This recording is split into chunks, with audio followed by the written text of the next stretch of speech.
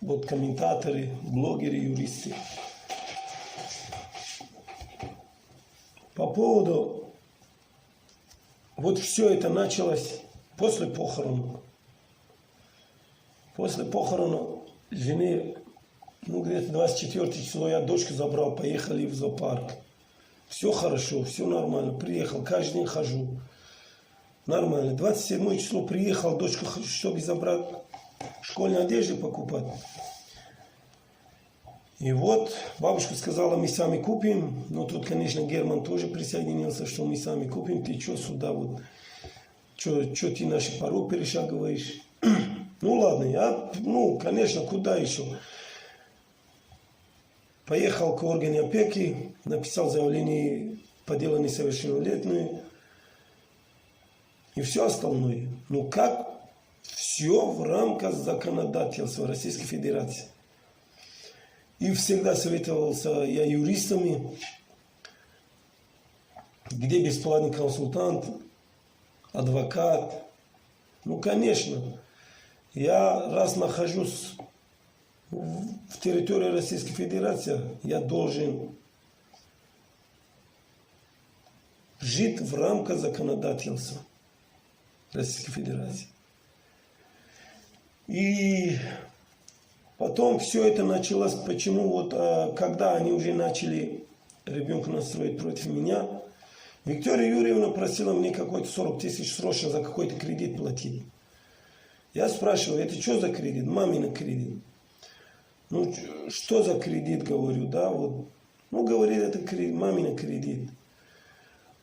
Откуда взяла? Короче, коллекторы передали. Я говорю, вот в течение 6 месяцев после похорона никто не должен нам дергать по поводу долги. Ну, в итоге тогда предлагали мне отказаться от отцовства. Я говорю, и дальше что? Они мне говорят, мы оформляем Светлану, мою дочь. Мы оформляем ее сиротой. Она учится бесплатно, получает от государства льготы всякие.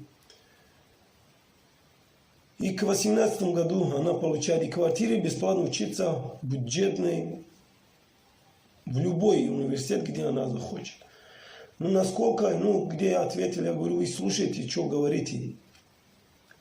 Я всегда находился рядом с дочкой, как при живом отце можно ребенку оформить сирота. И потом, насколько я знаю, получает квартиру тот сирота, который растет именно в детдоме. И вот по поводу тетки, которые хотят опекунство оформить. Это все, у них цель все на деньги. Как на это ребенка заработать денег.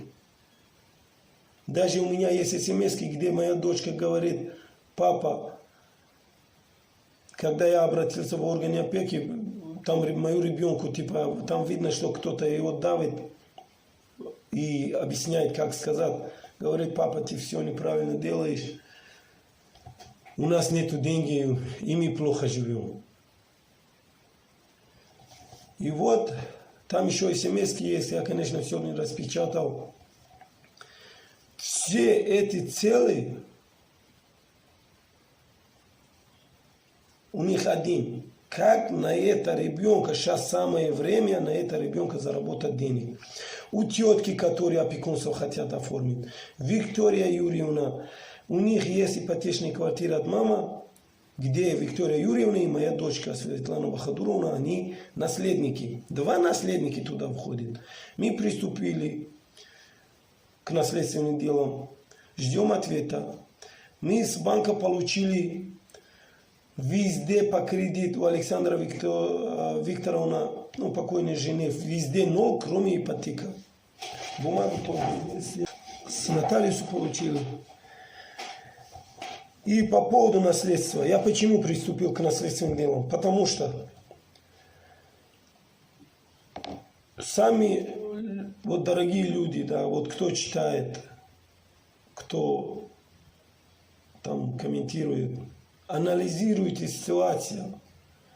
Тут Виктория Юрьевна, там же сейчас у квартиры, вот однокомнатная малосемейная квартира, которая от мамы осталась их. Вот это, она хочет, чтобы там она была единственный наследник и оформить сначала мою дочку сирота, потом, когда ее сирота оформляет, будет же только Виктория наследник, будет единственный наследник, она будет. И все, что хочу с квартирой делаю. И Светлана Бахадуровна, якобы как будто она любимая ее сестра, где только после смерти мамы она вот Светлану так прямо что-то прямо резко полюбила она. Раньше вообще там зависти был у нее, типа у нее есть отца, у нее есть этот, у нее все. Тут план один. Типа лишаем отцовства, оформляем сирота. Виктория будет единственный, сразу приступит наследник. Будет одна наследник там в этой ипотечной квартире. И моя дочка потом, кто опекунство оформляет, пусть Светлана там получает квартиру. Я этого не дам. Я всегда помогал, буду помогать. Вот где-то после 18 февраля выходит по поводу, эти там наследственные материалы, все получим. И я просто защищаю интерес своей дочери. Так как она не платежеспособная, тут ничего плохого нету. Если отец хочет долю свою дочку платить, и зато душевно буду спокойно ходить, что хоть что-то от мамы осталось у них, и хоть что-то я сделал для дочки. И крыша есть у них над головой, где они могут жить. Потом будет дочке 18 лет, сама решать со своей сестрой, куда делать эту квартиру, оставить, продать, жить, пусть сами решают. Но я защищаю интерес своей дочку, потому что она тоже наследница, но не платежеспособная. Они мою ребенку не потянут обеспечивать, потому что мы с женой.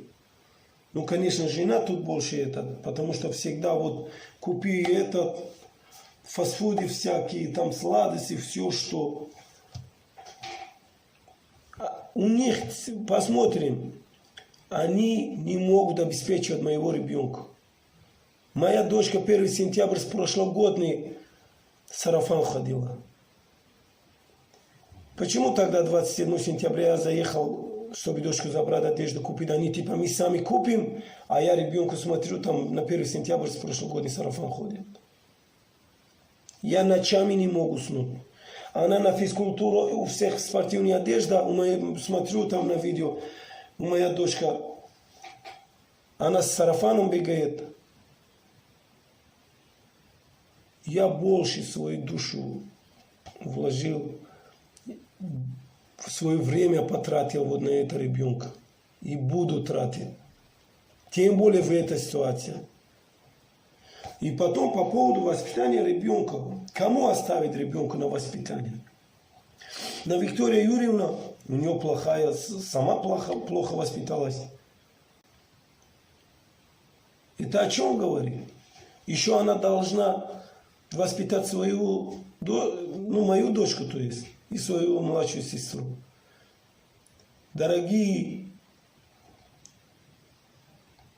жители Республики Саха-Якутия, это все вранье, это все расцелено на деньги. Они хотят вот сейчас время, чтобы на этом милое ребенку сделать деньги. Какое там опекунство, если отец есть? Если отец всегда помогал. Вот смотрите, вот Сбербанк, еще раз покажу. Вот. Какое опекунство, если вот если папа участвовал в жизни ребенка, это всего до февраля месяца. Я много не распечатал. Какое опекунство? Какой